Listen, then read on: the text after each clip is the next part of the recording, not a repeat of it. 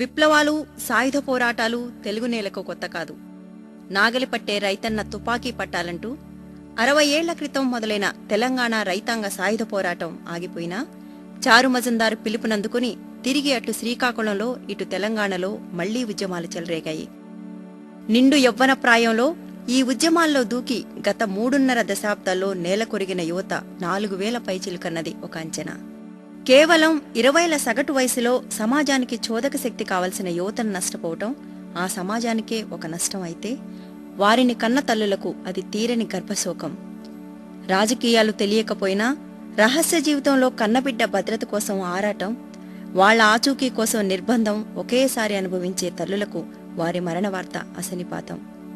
ఇలా ఎందరో తల్లులు అనుభవిస్తున్న కడుపు కోతకు దృశ్యరూపం కల్పించే చిన్న ప్రయత్నం ఇది.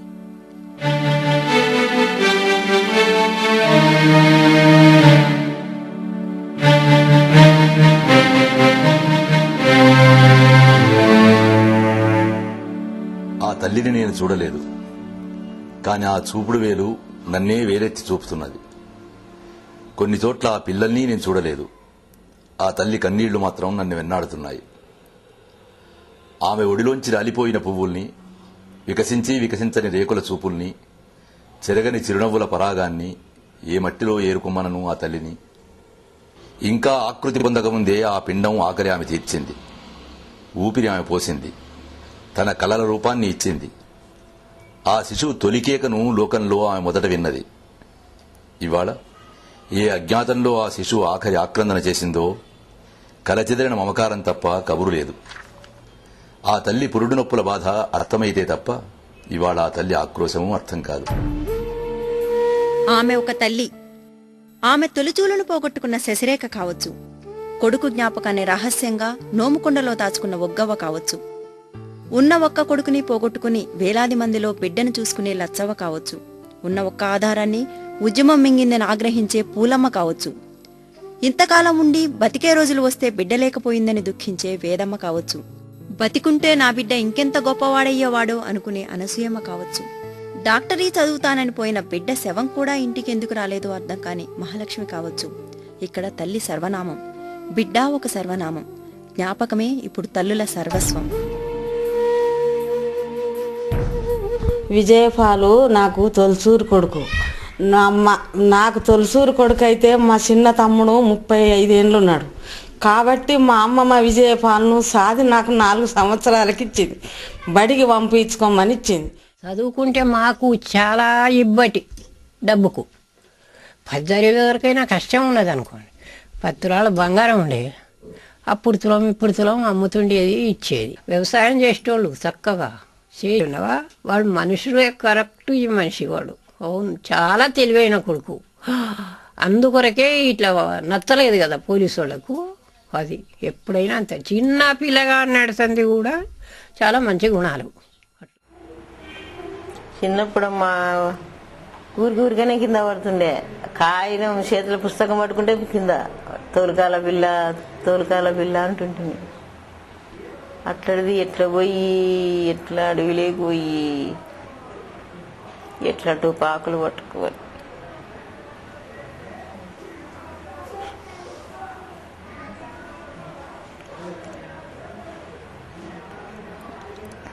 ఇరవై 25 ఏళ్ళు ఎట్లా టుపాకులు పట్టుకొని ఎట్లా తిరిగి ఎన్ని కష్టాలు పడిందో.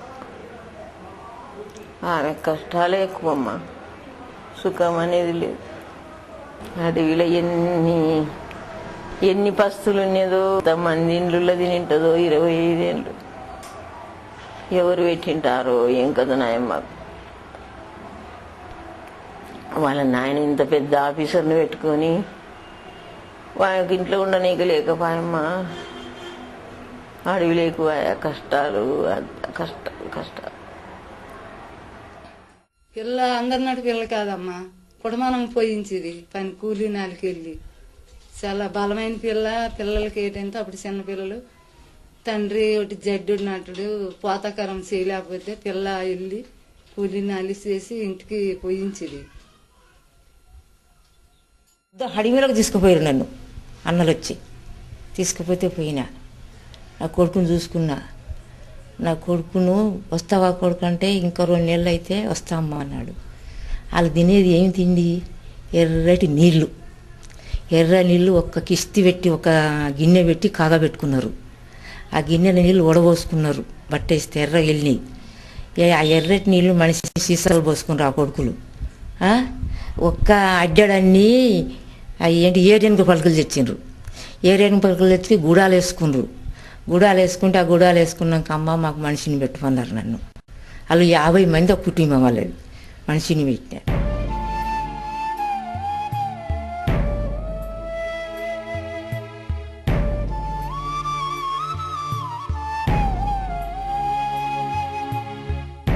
ఒకసారి అది నేను ఏడ్చుకుంటా ఊకే భూమి పట్టుకొని పండుకున్నా. చాలా 2 ఏళ్ళు పండుకున్నా. నా కొడుకు ఇట్లా వీళ్ళందరూ వస్తారు పోతారు, నా కొడుకు వస్తలేడని పండుకుంటే అది ఒక అబ్బాయి ఒక దారాగుంటా ఆ ఉత్తరం పంపించాడు. ఆ ఉత్తరం పంపిస్తే ఆ ఉత్తరం ఎవరన్నా తీసుకుంటారని అది నేను నోకాడి కుండల దాచుకున్నా. వచ్చినాక చూపెడితే ఇక సరే నీకు గదే భక్తి ఉంటుంది కావచ్చు అట్లనే దాచుకోమని అట్లే పెడితే మొన్నటి దాకా కూడా కుండలే దాచుకున్నా.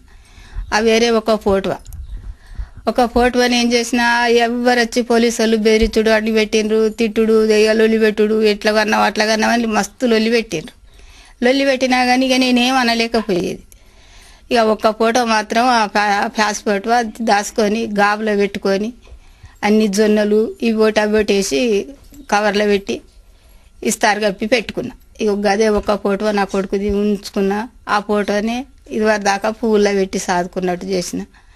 తీసుకుపోయేది నేను చిన్నప్పటి నుంచి నాకు పార్టీ వాళ్ళంటే నాకు ప్రేమ ఉండేది. వాళ్ళకు ఏ జైల్లో పోయినా కాకపోతే ఇంకేడికి పోయినా కూడా నన్ను నేను పోయి పలానా అక్కన అన్నం వండుకొని తీసుకురమ్మంటే ఏ రాత్రి అయినా ఎంత రాత్రి అయినా నేను పోయేది వాళ్ళకి. ఇక నా కొడుకు కూడా నన్ను తిట్టేది, ఏందమ్మా నీకు పార్టీ అని వాళ్ళకి అందరికి అన్నాలు వండి పెడతావు, ఎందుకమ్మా నువ్వు పోవద్దు అంటే కూడా నేను అనిపించుకోకపోయేది. ఇక నా పాట నా కొడుకు పట్టిండు. ఆయన నాకున్నాడు, నా కొడుకు ఉన్నాడు అని నాకు భ్రమ ఉన్నది, ఇంకా ఉన్నది. నా కొడుకు బతికే ఉన్నాడు. ఒక్కడైనా కూడా ఈ లక్షలాది మంది కొడుకులు ఉన్నారు కదా నన్ను ఎవరు అన్నా కూడా నేనేం అనిపించుకోకుండా నాకున్నారన్న ధీరున్నది, ఇంతవరకైనా ధీరున్నది. ఏ బిడ్డ లేదన్నా కూడా ఎన్ని బాధలు పడైనా కూడా నా కొడుకులు ఇంతమంది కొడుకులు ఉన్నారని దాని గురించి సంతోషపడతాను నేను.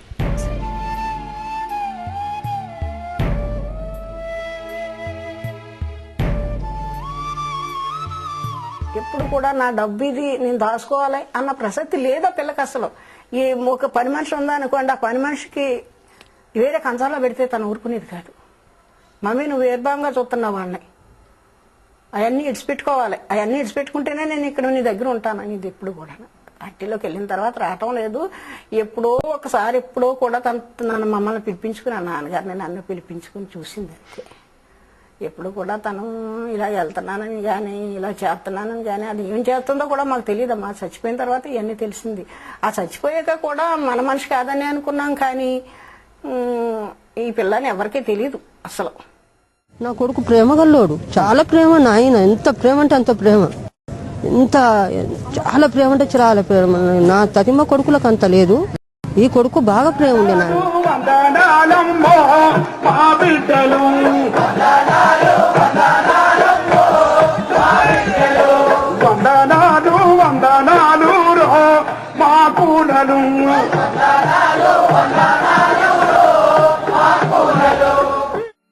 బిడ్డ జ్ఞాపకం కేవలం దుఃఖం కాదు, అప్పుడప్పుడు గర్వం కూడా. అందరి కోసం తన బిడ్డ తరలిపోయాడని నమ్మే తల్లులకు ఆ బిడ్డే బతికుంటే ఇంకెన్ని మంచి పనులు చేసినో అని ఆరాటం. 3 కొడుకులు విప్లవ రాజకీయాలు ఎంచుకుంటే వాళ్ల రాజకీయాలే తాను నమ్మిన గోర్కీ అమ్మలాంటి అనసూయమ్మలు. మిగిలిన బిడ్డలపై ఈ ప్రభావం పడకపోతే చాలనుకునే తల్లులు అమ్మ ప్రేమకు చెరోపాశ్రం. మేము కలిసినామండి, మేము కలిసినాము, నిర్బంధం ఉన్నప్పుడు కలిసినాము. కలిసినాక మళ్ళీ అబ్బాయిని ఆటోలో కూర్చోబెట్టుకొని ఇటొక్క అమ్మాయిని కూర్చోబెట్టుకొని ఇటొక్కరిని కూర్చోబెట్టుకొని ఇక ఎవరో ఏదో మార్గంగా పోయినట్టు పోయి అక్కడెక్కడనో వదిలిపెట్టి వచ్చేది. రోడ్ అవతల దూరంగా 4-5 కిలోమీటర్ల దూరం. మస్తు చేసిండండి, శాతం అయ్యింది అప్పుడు అన్నీ చేసిన. మరి తెలివైన పెద్ద కొడుకు చక్కగా చదువుకుంటానని నమ్మించి ఇల్లు దాటి ఊరు దాటి ఆపై ఒగ్గమ్మ చేయి దాటిపోయాక ఆ ఇంటిపై జరిగిన విధ్వంసానికి విరామం తిరిగి ఆ కొడుకు శవమై ఇల్లు చేరాకే. ఇటు బిడ్డ కోసం ఆరాటం, అటు ఇంటిపై జరుగుతున్న విధ్వంసం మధ్య కుటుంబం భయం నీడలో బిక్కుబిక్కును బతకాల్సి రావటం తల్లులందరి సహవేదన.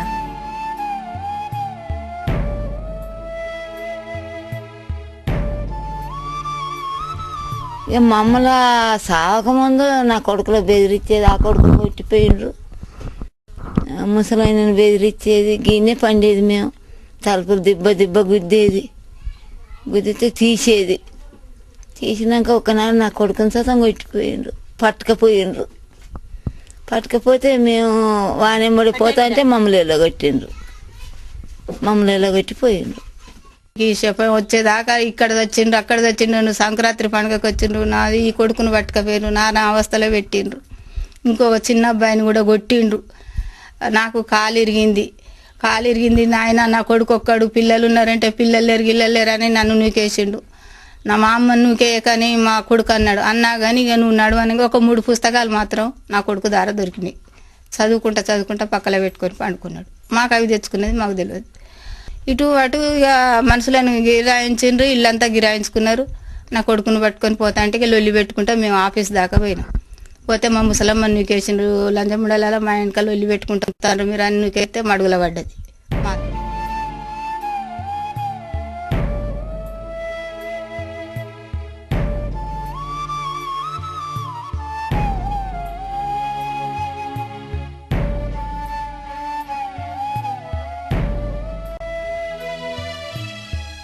ఇక గట్టిన వచ్చో పారి బియ్యం సంచులంగా బాయిలో బాయిలో పోసిపోయిండ్రు, మందు సంచులంగా బాయిలో పోసిపోయిండ్రు. ఇగో పారి ఆగం చేసిండ్రు, తీబ్బలు గుట్టిండ్రు. ఆడ అది ఉన్నాగా తీబులు అయితున్నాగా వాళ్ళు గుట్టిపోయిండ్రు. ఇక ఆగం చేసిపోయిండ్రు వాళ్ళు. పోలీసులు మస్తు సార్లు రావటం, 60-70 మంది ఇట్లా గిరాన్సి. ఓ మస్తు పోలీసులు. ఇక్కడ బట్టలు ఉన్నాయో అంటే, ఇక్కడ అది ఉన్నాయో అంటే, ఆడ అది ఉన్నదో అంటే, ఇది ఉందో అంటే ఇట్లా అడగటం పెట్టేది. అట్లా అడిగినా కానీ సమాధానం చెప్పేది.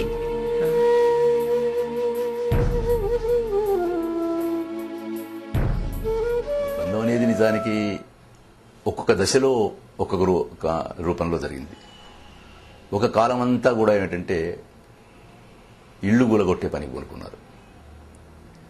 ఒక కాలం అంతా కూడా ఇంట్లో తమ పిల్లల కోసం తల్లిదండ్రులను తీసుకుపోయి లాకప్లలో పెట్టేటువంటి పనికి పూనుకున్నారు. ఒక కాలం అంతా వాళ్ళ పంటలు పాడు చేసేటువంటి కాలానికి పూనుకున్నారు.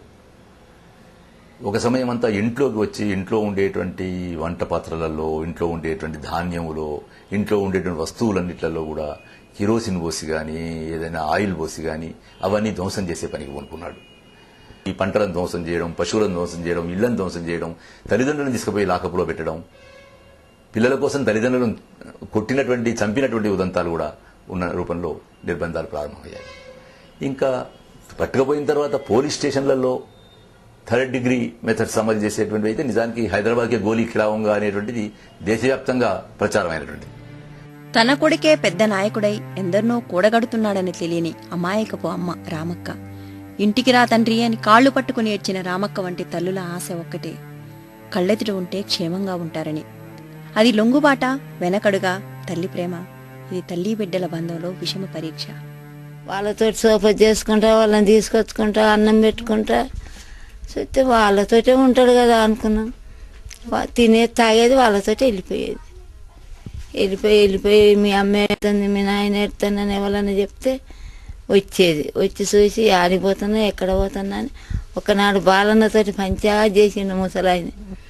అక్కడ వెళ్ళిపోయినాక వెనకమారు ఉరికి ఏందిరా శివనారాయణ ఇట్లా పోతున్నావు, మమ్మల్ని ఎవరు దాదారా, మా కాలు రెక్కలు ఇరిగిపోయా, అన్నలేరు అడిది, నువ్వు ఇట్లా పోతున్నావు అని అడిగితే బాలన్న జర పంచాయతీ చేసిండు. పంచాయతీ చేసి వెనకకు మర్రిపోయింది, మీరు వద్దు రావద్దని చెప్పి ఇక అడ్డలు పెట్టి కూర్చొని మీరు అటే మేము ఇటే, మీరు రావద్దు ఇట అన్నారు. తర్వాత నువ్వు కూడా రా కొడుకు అని కూడా కాళ్ళ మీద వాడి కూడా ఏడ్చిన ఇంటికి వస్తే ఏడ్చినా కూడా నువ్వు రమ్మంటే వచ్చేది కాదు, లొంగొచ్చిన వాళ్ళు కూడా బతికేది నమ్మకం లేదు, పార్టీకి పోనవద్దు, పోతే మాత్రం ఎన్ని రోజులున్నా చంపేస్తారు, అది ఎప్పుడైనా గ్యారంటీ పెట్టుకోవాలని అట్లా అనుకుంటే కాదు, ఇక్కడ వచ్చిన సుఖతానం అనుకుంటున్నాం, ఇక్కడ వచ్చినా కూడా పార్టీ పోయి మళ్ళీ లొంగితే మాత్రం ఇబ్బందులు జరుగుతాయి, సరే వాళ్ళు బతికేది నమ్మకం, వాళ్ళు బతికేది కూడా ఉండదు, అట్లా అనుకోవద్దని కూడా చెప్పిండు. చెప్తే ఎట్లుంటుంది, ఇక పార్టీలో చక్కగా చేసిన వాళ్ళు ఉన్నారు, ఇక రేపు ఏడ దొరికితే ఆడ చంపేస్తారు, బుట్టుక ఇంకెట్లు చేసి కూడా అన్యాయం చూపెట్టి కూడా అది చేస్తారు, వద్దు నువ్వు అసలే మనకు హక్కెరుద్దురా అని చెప్పినా కూడా అసలు నేను ఎంత చెప్పినా కూడా ఏం లేదు.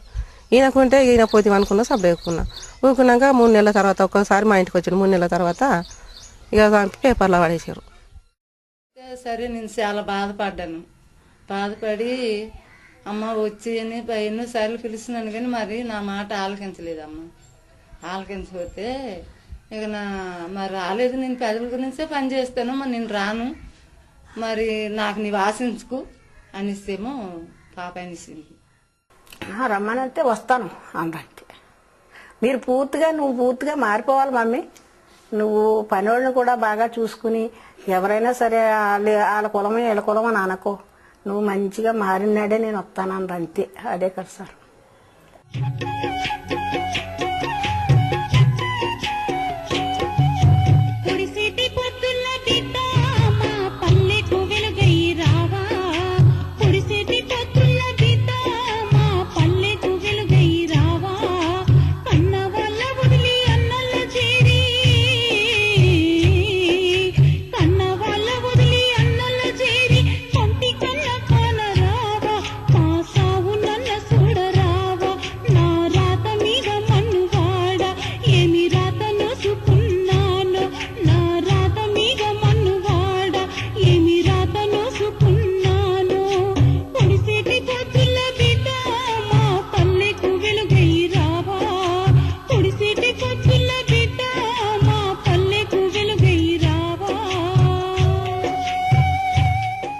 ఎక్కడో అక్కడ కులాసాగానే ఉంటారని, ఉండాలని క్షణక్షణం ప్రార్థించే తల్లులకు బిడ్డల మరణ వార్త శరాఘాతం.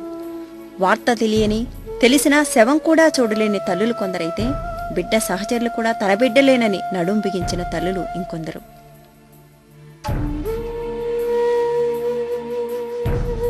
18 సంవత్సరాల కింద పోయిండు, మళ్ళీ 18 సంవత్సరాలకు చచ్చిండు. వచ్చింది శపం, అది 5 రోజుల ఫీన్గా తీసుకొచ్చిండు. అంత మురిగి వాసిపోయి ఆ ఏర్పాటు చేయకుంటున్నాడు. భవిష్యత్తులో ఒక అమ్మాయి ఆ అమ్మాయి పేరు అరుణు, మా పాప పేరు అరుణు. అయితే చనిపోయింది అంటే ఈ వారును ఆ అరుణని తిరకస్ అయిపోయారు. మా ఇంటికే కవర్ తెచ్చారు, ఆ అరుణని ఇస్తాము, వాళ్ళు తిరకస్ అయినారు. అయితే ఇంత లోటు కవర్ వచ్చింది కానీ తీరామస్ మాకు చెప్పలేదన్నమాట.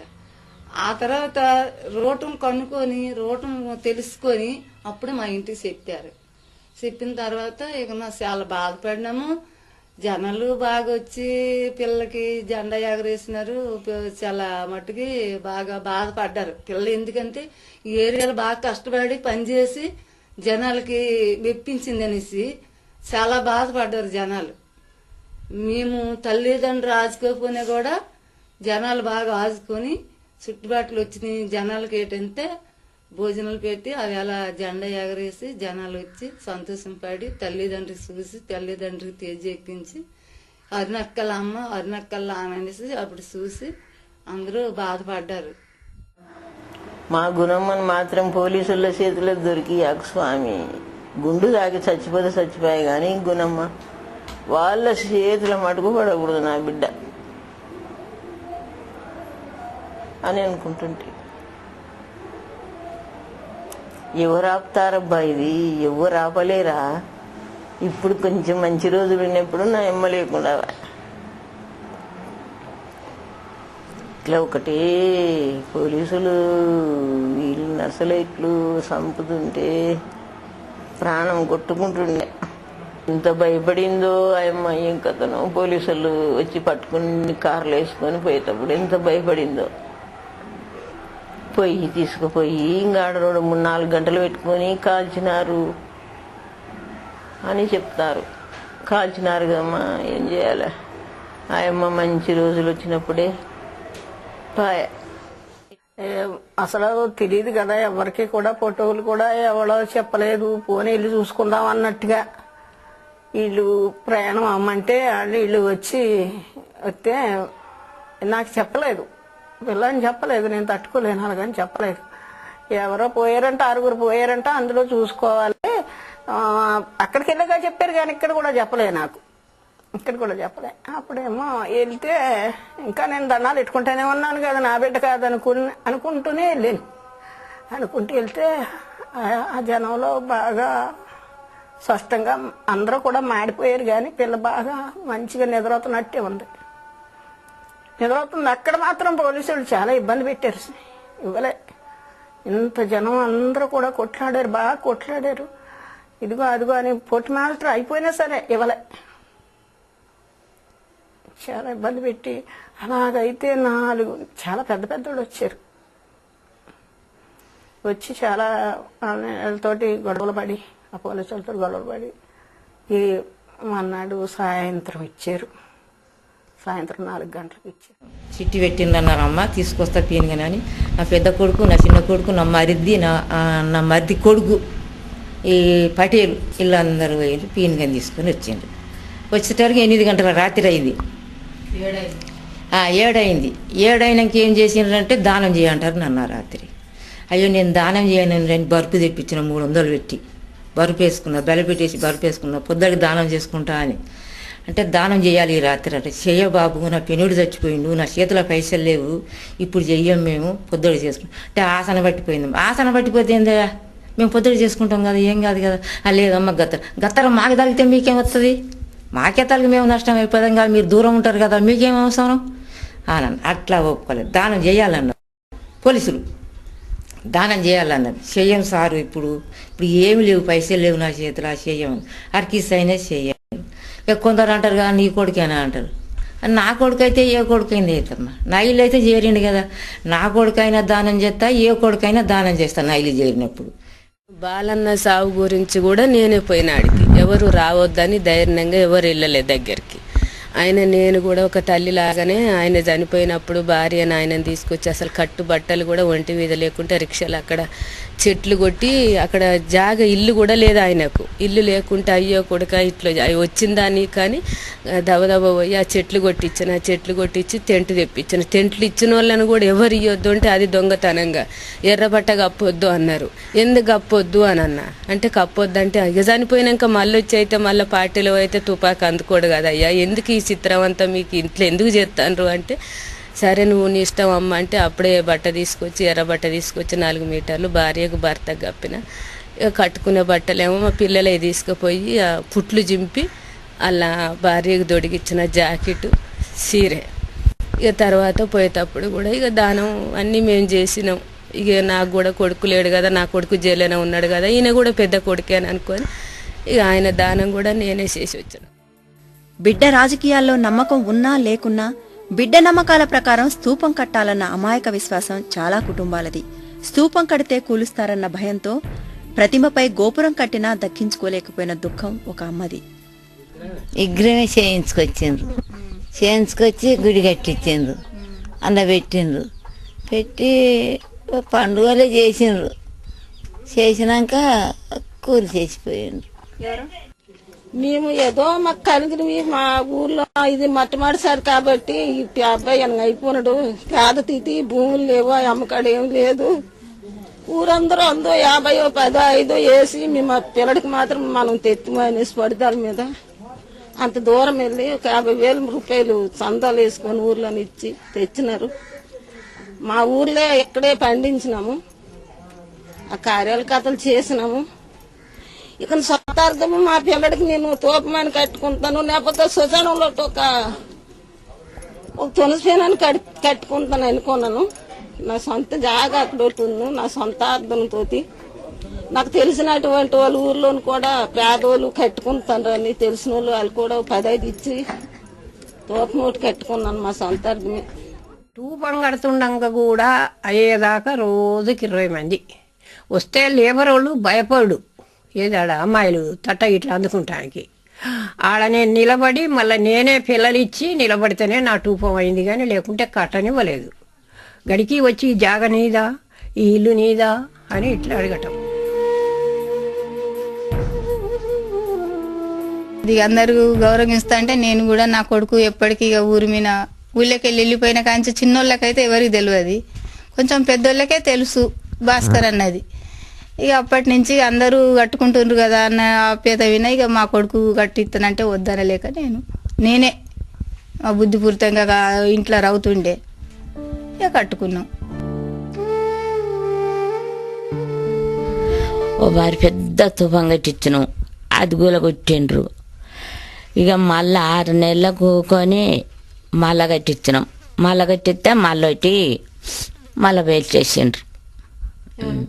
పోలీసులు 2 మాటలు పోలీసులే, 2 మాటలు పోలీసులే పేల్చేసిండ్రు. శుక్రవారం దినాలు అయినాయి, శనివారం నాడే పేల్చేసిండ్రు మొదలు. ఇక మళ్ళా ఊకొని మళ్ళీ 6 నెలలకు మళ్ళీ కట్టించినాం. మళ్ళీ కట్టిస్తే మళ్ళీ వచ్చారు, మళ్ళీ గులగొట్టి మళ్ళీ పేల్చేసిపోయిండ్రు. ఇప్పుడు రాళ్ళు ఇట్టిదే ఉన్నది కుప్పగూలి, దేశానికి ఒక్కటి అయింది.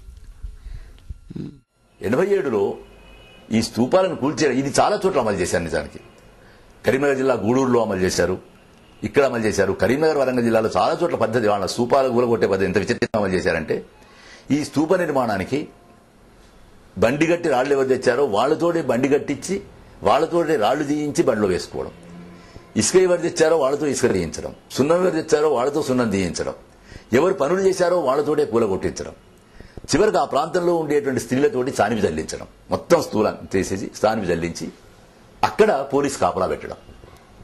ఈ పని కరీంనగర్ వరంగల్ జిల్లాలో చాలా చోట్ల చేశారు. చాలా సంకేతప్రాయంగా పైడిపల్లిలో చేశారు. కాబట్టి ఇన్ని చేస్తున్నావు నువ్వు, ఇక్కడ స్తూపాలు కూలగొట్టావు, అక్కడ దీపం పెట్టుకుంటే దీపాన్ని కూడా ఆర్పేశావు, ఇన్ని చేస్తే వీటికి సాక్ష్యంగా ఉండే భూమిని మరి ఏం చేస్తావు? ఈ భూమి అయితే ఉంటుంది కదా, రేపు ఆ భూమి నుంచి చాలా విచిత్రంగానే ఇవాళ ఆ భూమిలో నుంచి నిజంగా హరిద్రా పురుగులు పుట్టుకొచ్చినట్టుగా ఇవాళ స్తూపాలు పుట్టుకొస్తుంది. ఏ రహస్య పార్టీలో చేరి తమ బిడ్డల సొంత భవిష్యత్తును యవ్వనాన్ని ధారపోశారో, నిర్బంధాల్లో నిస్సహాయతలో ఆ పార్టీ తమను హక్కును చేర్చుకోలేదని ఆక్రోశించే తల్లులు మరికొందరు. ఒకే ఒక కొడుకు కట్టుకుని బతికితేనే ఎంతో ఈ జనంలో నేను పోరాడినానంతా మా ఊరందరికీ ఎరిగి. ఈ టీ కొట్లోటే 26 సంవత్సరాలు అయింది. నా వయసు ముసలు అయిపోయింది, నా గోల చేతులు కూకున్నాయి. నేను ఏమైనా మరి పని చేసి బతికి నేను చచ్చిపోయిన వరకు ఇదో ఈ ఒక్క టీ కొట్టు, ఈ టీ నీళ్ళే నాకు గతి. నా కొడుకు ఉంటే నా కాల్ చేయక అవుతాడు అనుకున్నాను. నా కొడుకు పోయినాడు, నాకేమున్నాయి ఇక ఇంట్లో ఊరంటే చెప్పే గతే కన్నా ఇంకేడు చెప్తాను. 4 జిల్లాలకు కూడా తెలుసు. పార్టీలో ఏం సంపాదించిండు, నా బతుకాగం చేసిండు, నన్ను ఏమన్నా రక్షణ చేసిండా? కన్నందుకు ఒక కొడుక నేను రాదుకుంటే నాకు ఏం పేరు చేసిండు? నా భర్తను ఇచ్చిపెట్టి కూడా 15 సంవత్సరాలు ఇచ్చిపెట్టి కూడా నా కొడుకున్నాడు కాబట్టి నేను ఆయన పట్టుకొని ఉన్నా, ఇంకొక ఆయన చేసుకున్నా కూడా అట్లా కూడా నా కొడుకు చేస్తాడుగా, రేపు నా కొడుకు నన్ను చేస్తాడు, ఆయన ఇచ్చిపెట్టి ఇంకొని పోతే గొప్పతనం అనుకొని కూడా నా కొడుకును పట్టుకొని పోదిస్తే కూడా నన్నే పేరు లేకుండా చేసిపోయా. నాకేం పేరు చేసిండు? నేను బతుకమని పేరు చేసిండు, నేను బాబు పేరు చేసిండా? కనీసం 15 ఏళ్ళు చక్కగా రాకముందుకే పార్టీ నాకేమన్నా సంపాదించి ఇట్లా పెట్టిందా, కొడుకు సంపాదించి పెట్టిందా? ఇప్పుడు నేను కూలి చేసుకొని ఎట్టి చాకరీ చేసుకొని బతున్నా. తీవ్ర నిర్బంధం వల్ల పట్టించుకోలేకపోయిందనేది వాస్తవమే. పట్టించుకోవాలనే ఓ గట్టి ప్రయత్నం వరంగల్ జిల్లాలో ఆర్కే కార్యదర్శిగా ఉన్నప్పుడు ఒకసారి జరిగింది. ఎప్పుడు ముఖ్యంగా ముగిల్చెల్ల సభల దగ్గర నుంచి కూడా పట్టించుకోవాల్సిన ఆవశ్యకత గుర్తించింది. పట్టించుకునే విషయంలో చాలా ఎక్కువ ప్రయత్నాలు చేస్తున్నది. అమరుల బంధుమిత్రుల కమిటీ అనేది 2 ఏళ్ల కింద ఏర్పడిన దానికి ఒక అవగాహన కూడా ఇప్పుడు క్రమంగా వస్తూ ఉన్నది.